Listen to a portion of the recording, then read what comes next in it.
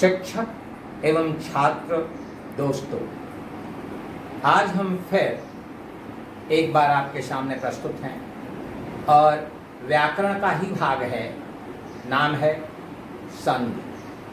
संधि संधि शब्द का शाब्दिक अर्थ है मेल। संधि मेल। जब दो वर्ण या दो ध्वनियाँ जब एक साथ मिलती हैं तो उससे संधि का निर्माण होता है। उसी को हम संधि कहते हैं। दो ध्वनियाँ या दो वर्ण। कुछ उदाहरण एक बार पहले डेफिनेशन फिर से समझते हैं। दो शब्दों का मेल। इन शब्दों में जो मेल है या तो वर्णों का मेल होता है या तो वह ध्वनियों का मेल होता है। संधि। कुछ हम उदाहरण लेकर के देखते हैं। एक शब्द है विद्या और दूसरा है आलय। विद्या आलय। विद्या से हमने स्वर को लिया है आ। विद्या से हमने लिया है आ और आलय से लिया है आ। आ प्लस आ रिजल्टिंग है आ। विद्यालय। विद्या और आलय इन दोनों की संधि हुई, इन दोनों का मेल हुआ, इन दोनों का जुड़ाव हुआ, बना विद्यालय। शिक्षार्थी। शिक्षा प्लस अर्थी। शिक्षार्थी।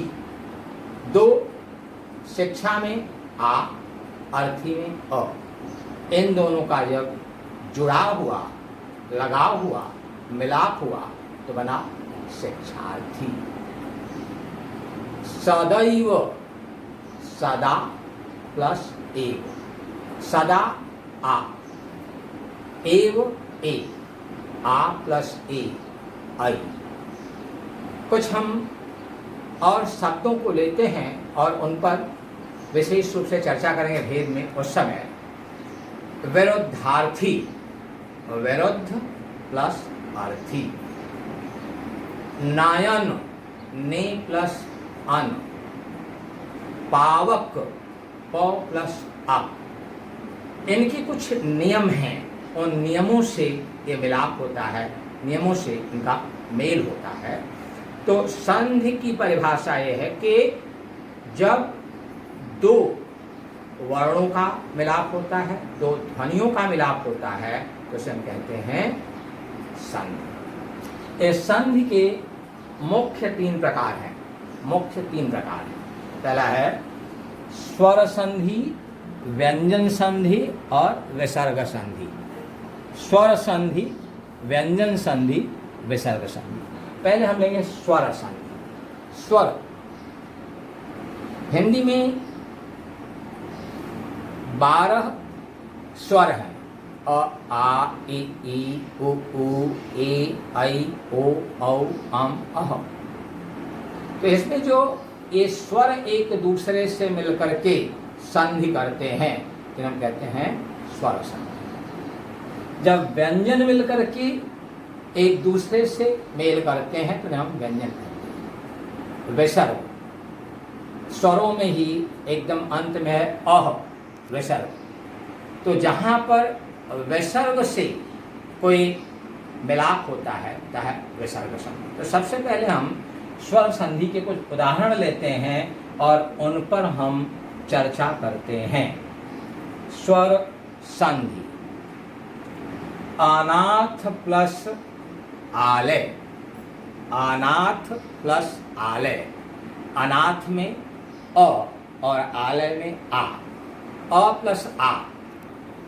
अ जब आ से मिलता है, जब उसका जुड़ाव होता है तो दीर्घ मात्रा।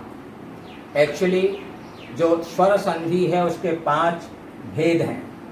दीर्घ संधि, गुण संधि, वृद्ध संधि, यण संधि और अयादि संधि। दीर्घ, गुण, वृद्धि, यण और अयादि।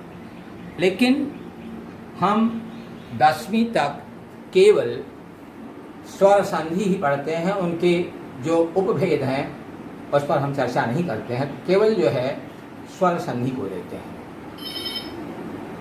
इति प्लस आदि, इत्यादि। गुण प्लस औग, गुणौग।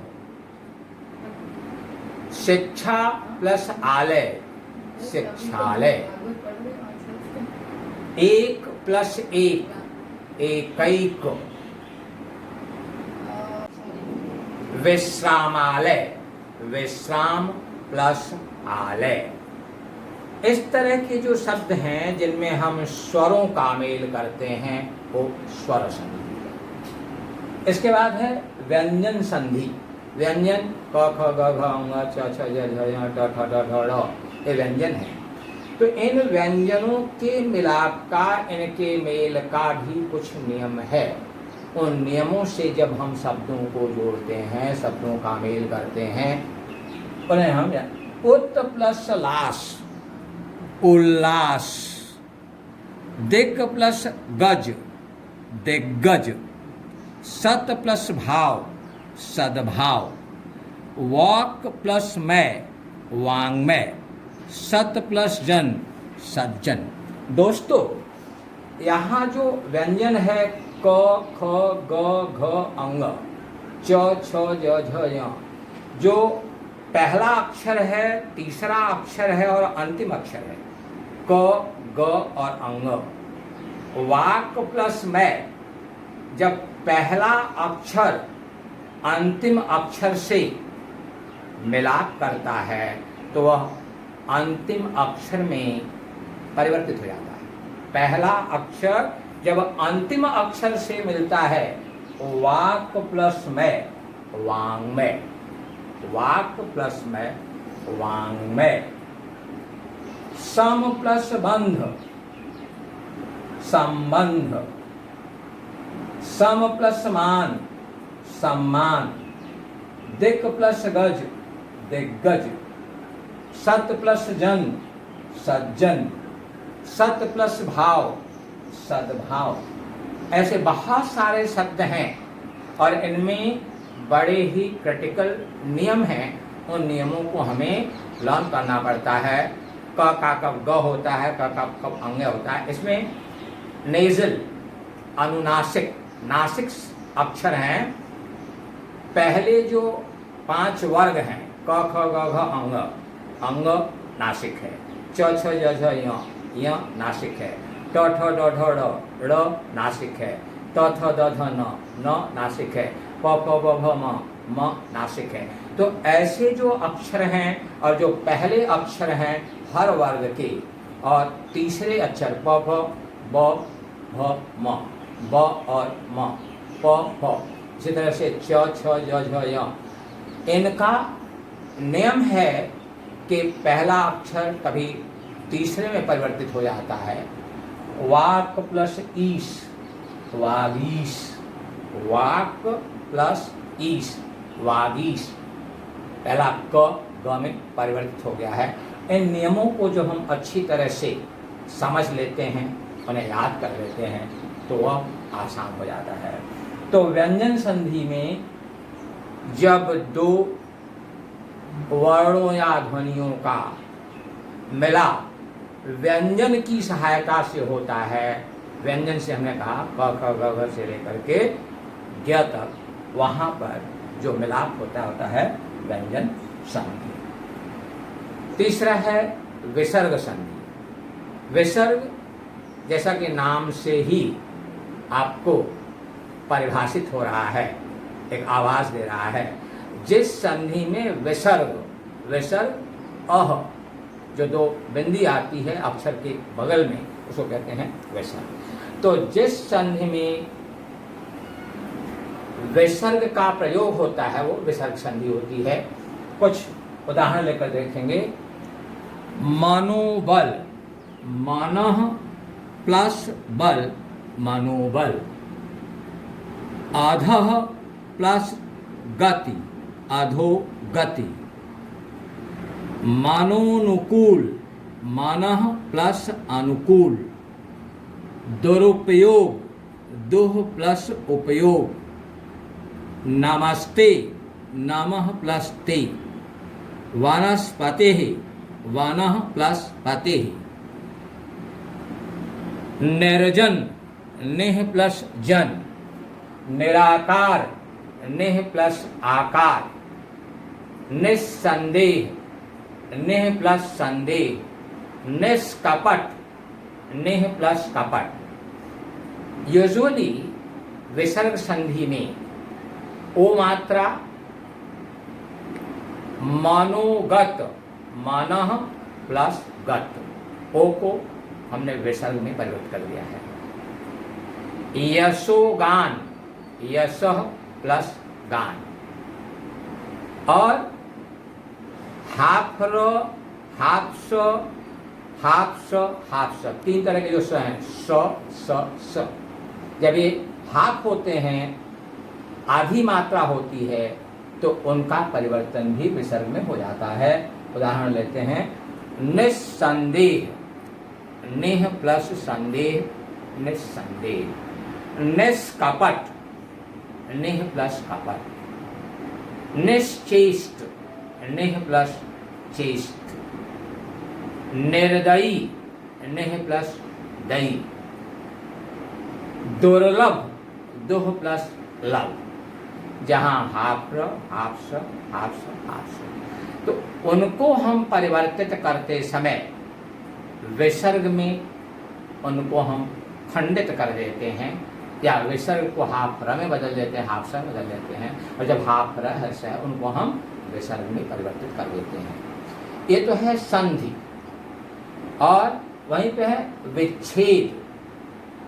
संधि दो शब्दों को हम एक जगह लाते हैं, दो पदों को एक जगह लाते हैं, और विच्छेद में क्या होता है, एक शब्द दिया हुआ है, उन शब्दों में जो निहित शब्द हैं उनको हम अलग करते हैं, तो हो जाता है विच्छेद।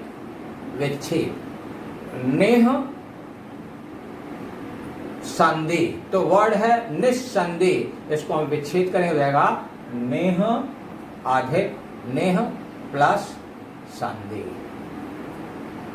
निष्कपट, इसका विच्छेद करना है, नेह प्लस कपट।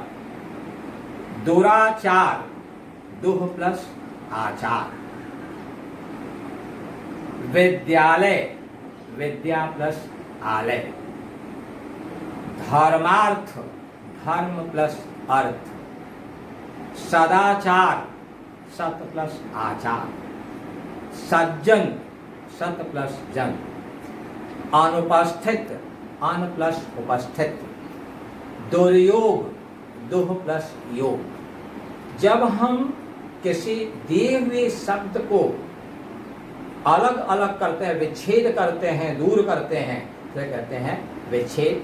क्योंकि इस पे दोनों तरह से प्रश्न पूछा जाता है, या तो आपको संधि करनी होगी, या तो आपको शब्द दिया होगा विच्छेद करना होगा, और इनके भेद भी पहचानने पड़ते हैं कि इनका भेद क्या है।